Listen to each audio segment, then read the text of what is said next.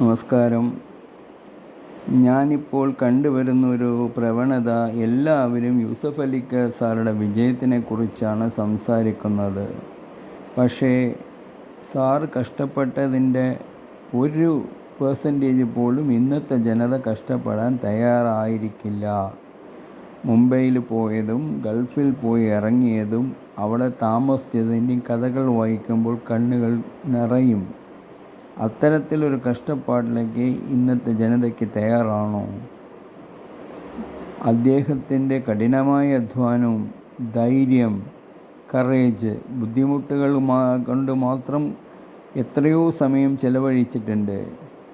വേദനകളുടെ ദിനമായിരുന്ന പല ദിവസങ്ങളും അയാൾ കണ്ടിട്ടുണ്ട്. എല്ലാം പടച്ചവൻ്റെ കൃപ കൊണ്ട് മാത്രം, അല്ലാഹു അക്ബറിൻ്റെ അനുഗ്രഹം കൊണ്ട് മാത്രമാണ് ഇന്ന് യൂസഫ് അലിക്കായിട്ട് ഇന്ന് കാണുന്നത്.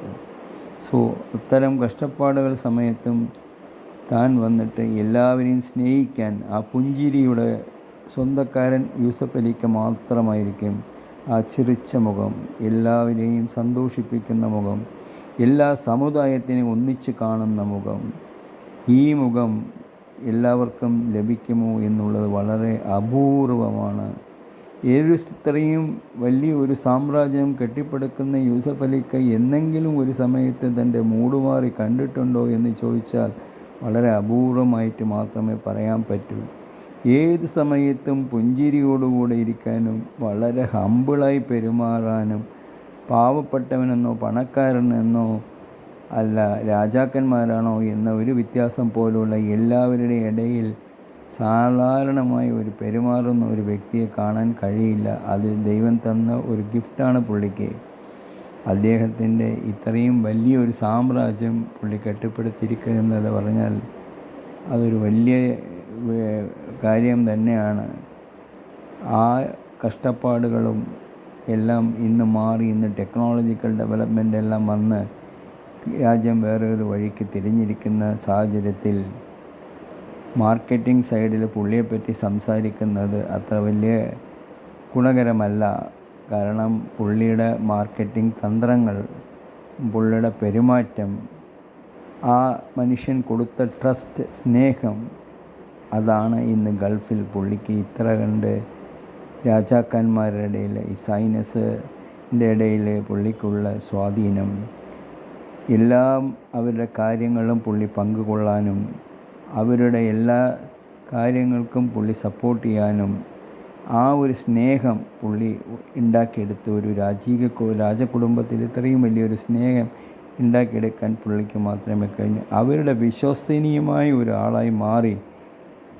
ഇന്ത്യയിൽ ജനിച്ചാലും കേരളത്തിൽ ജനിച്ചാലും പുള്ളിക്ക് അവിടെ ഇത്രയും സ്വാധീനം ഉണ്ടാക്കാൻ കഴിഞ്ഞത് പുള്ളിയുടെ സ്വഭാവം മാത്രമാണ്.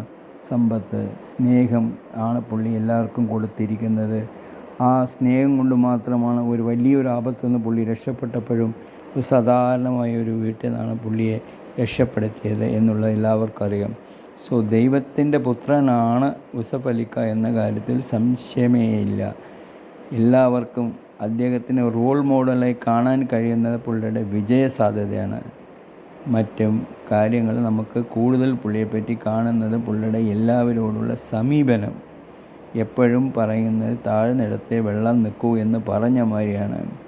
വേൾഡിലെ എത്ര രാജ്യങ്ങൾ സന്ദർശിച്ചാലും എന്ത് തന്നെ ആയാലും തനിക്കിഷ്ടം നാട്ടികയാണ് എന്ന് ഉറച്ച് പറയുന്നൊരു മനുഷ്യൻ വേറെ എവിടെ ഉണ്ടാവും? തൻ്റെ പാട്ടിലൂടെ നാട്ടികയെപ്പറ്റി പറയാനും ഉമ്മാനെയും വാപ്പാനെയും പറ്റി പറയാനും പുള്ളി ശ്രമിച്ചിട്ടുണ്ട്.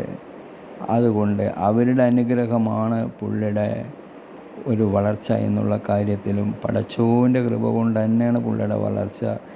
ഏത് മതത്തിലെ ദൈവങ്ങളാണെങ്കിലും പുള്ളി അതിനെ, ആ മതങ്ങളെയും പുള്ളി സപ്പോർട്ട് ചെയ്തുള്ള സംസാരമാണ് പുള്ളിയുടെ. അല്ലെങ്കിൽ അവരുടെ മതങ്ങൾക്കും വേണ്ട എതിർപ്പുകളില്ലാതെ എല്ലാ മതങ്ങളെയും പുള്ളി ഒന്നിച്ച് കൊണ്ടുപോകുന്ന ഒരു മതക്കാരനാണ് യൂസഫ് അലിക്ക എന്ന കാര്യത്തിൽ സംശയമില്ല.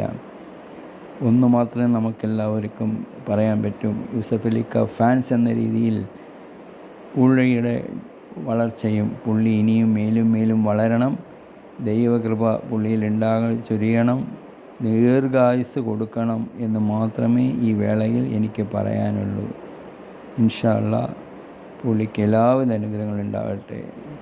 ഞാനിത് പറയാൻ കാരണം ഈ ഇടയായി ഞാൻ കണ്ടുകൊണ്ടിരിക്കുന്നുണ്ട് യൂസഫ് അലിക്കയെ കുറിച്ച് പലരും വളരെ വളർച്ചയെപ്പറ്റി സംസാരിക്കുന്നുണ്ട്. ലിങ്ക്ഡിനിൽ പുള്ളിയുടെ കഥകൾ വന്നുകൊണ്ടിരിക്കുന്നുണ്ട്. ഇതെല്ലാം കാണുമ്പോഴും ഇത് കണ്ട് റോൾ മോഡലായി ഇനി ഒരാൾക്ക് വളരാൻ കഴിയില്ല എന്ന കാര്യത്തിൽ സംശയമില്ല. കാരണം കാലം കടന്നു കഴിഞ്ഞു, കാലം ഡെവലപ്പായി കഴിഞ്ഞു. ഈ രാജ്യത്ത് ഇനി അത്രയും കഷ്ടപ്പെട്ടിട്ട് ഒരാളും ജീവിക്കേണ്ടി വരില്ല എന്നുള്ള കാര്യവും സത്യമാണ്. കാരണം വേൾഡ് ഡെവലപ്പായിക്കൊണ്ടിരിക്കുന്ന കാലത്തിൽ നമുക്ക് ഒരുപാട് സാധ്യതകൾ വേറെ വഴികളിലുണ്ട്. അപ്പോൾ ആ സാധ്യതകൾ കണ്ടെത്തി അതിൽ പ്രവർത്തിച്ച് ഒരു പുതിയ രീതിയിൽ നമ്മുടേതായ ഒരു നിലനിൽപ്പ് കൊണ്ടുവരണം എന്നുള്ളത് മാത്രമാണ് ഞാൻ പറയുന്നത്. Thank you.